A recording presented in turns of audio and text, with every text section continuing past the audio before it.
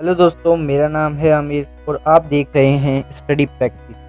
आज की इस वीडियो में मैं आपको बताऊंगा कि आप लॉन्ग आंसर कैसे याद करें। मैंने कई बार देखा है स्टूडेंट लॉन्ग आंसर याद नहीं कर पाते और कई लॉन्ग आंसर याद ही नहीं करते, मगर एग्ज़ाम में 6, 7, 8 नंबर वाले लॉन्ग आंसर ही होते हैं। इसलिए लॉन्ग आंसर याद करना बहुत ज़रूरी है। तो आज मैं आपके लिए लाया हूँ 8 टिप्स जिससे आप लॉन्ग आंसर याद कर सकते हैं। टिप नंबर 1, शांत जगह का चुनाव करें। लॉन्ग तथा जटिल आंसर को याद करने के लिए आपको ज़्यादा कंसंट्रेशन की ज़रूरत होती है, इसलिए किसी शांत जगह का चुनाव करें। जब तक आपका आंसर कंप्लीट नहीं होता, आपको अपनी जगह से नहीं उठना है। एक बार याद करने के बाद 2 से 3 बार उसी समय उसका रिवीजन करना है, जिससे वह लंबे समय के लिए याद हो जाए। टिप नंबर 2, अपने बेसिक फॉर्मूला क्लियर करें। लॉन्ग आंसर किसी भी सब्जेक्ट का क्यों ना हो, वह छोटे छोटे बेसिक से मिलकर बना होता है।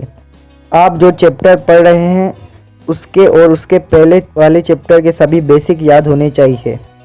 बेसिक से मेरा मतलब है जैसे फॉर्मूला और परिभाषाएं।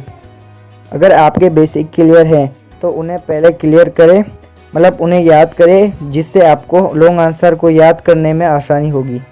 टिप नंबर 3, ग्रुप स्टडी करें।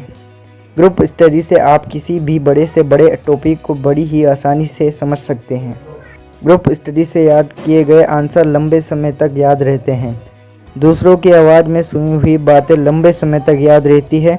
ग्रुप स्टडी में अगर आपको कोई सवाल समझ ना आए तो आप दूसरे के साथ डिस्कस कर सकते हैं। ग्रुप स्टडी से आपके बेसिक क्लियर होते हैं, आपका दिमाग ज़्यादा एक्टिवेट तरीके से काम करता है।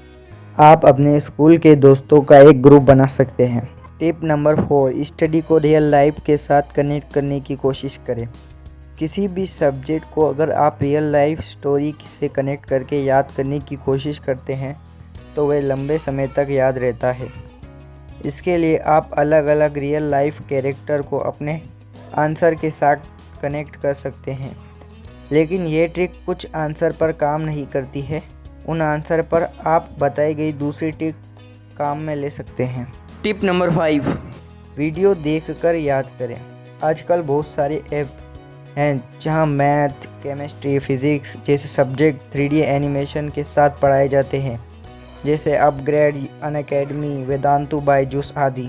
3D एनिमेशन के द्वारा आपको मैथ, केमिस्ट्री तथा फिज़िक्स आदि बड़ी ही आसानी से समझ आ जाते हैं। केमिस्ट्री तथा फिजिक्स के डायग्राम भी 3D एनिमेशन के द्वारा आसानी से समझ आ सकते हैं। वीडियो के रूप में किसी भी इंफॉर्मेशन को देखने पर वह हमारे दिमाग में लंबे समय तक स्टोर रहती है। इससे हमारे सब्जेक्ट के बेसिक क्लियर होते हैं, जिससे लंबे समय तक आंसर याद रहते हैं।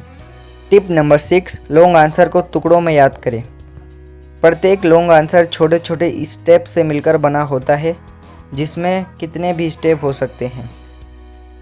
आपको उन सभी स्टेप को पढ़ने से पहले रफ रजिस्टर में नोट कर लेना चाहिए, जैसे जैसे स्टेप 1, स्टेप 2। इस स्टेप में आपको क्या कैलकुलेशन करनी है इसे भी साथ साथ नोट कर ले।